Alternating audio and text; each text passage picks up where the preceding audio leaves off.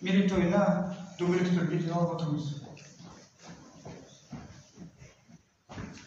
Қазір бекер айтпаған ғой бұрындары. Тұранда жер жүзінде жер болып па, түрікте қазақ адамзатта ел болып па, түрікте ел жалап тарасқанда қазақта қара шаңырақ қалған жоқ па дейді. Сол қара шаңырақты ұстап қалған батырлардың бірі осы Ағыбай батыр бабамыз. Біздің тарихымызда, ұлы даланың тарихында көптеген оқиғалар болды. Кең дала байтақ жерді қалай ұстап қалдық біз?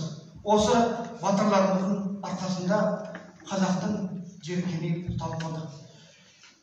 Өкінішке орай 90 жылдығы, 100 жылдығы Ағыбай батырдың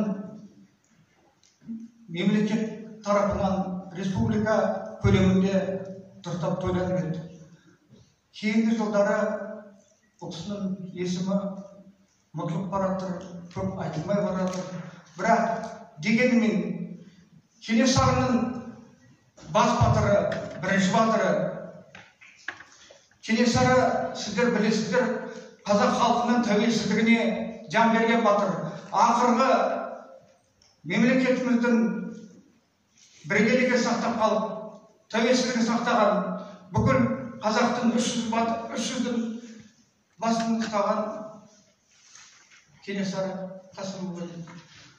Кенесары Қасымұлы, Ағыбай батыр екеуінің есімін бірге айтқан дұрыс деп ойлаймын. Себебі өмір бақи бірге болды, екеуінің де туған жылы бірге екен.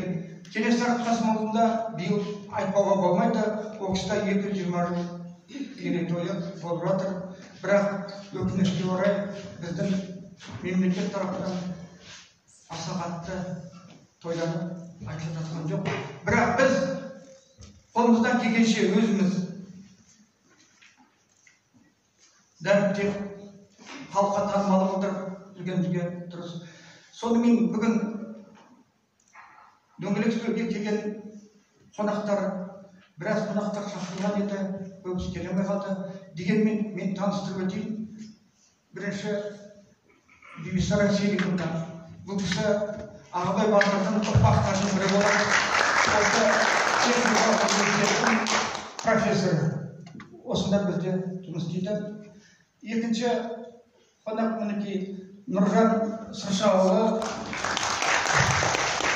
облыстық акиматтың пресс-службасында қызмет етеді. Мінекей және бір келіп отырған Ағыбай батырдың ұрпақтарының бірі Дәулет.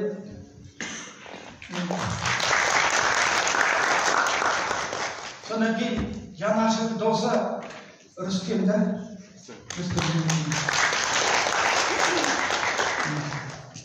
Енді келесі сөзді біз сіздерге берейік. Мынау басында күйден бастайық. Қазақтың тарихы күйде жатыр. Оның үстінде күй деген шабыттандырып, керемет осындай күш беретін, содан бастайық.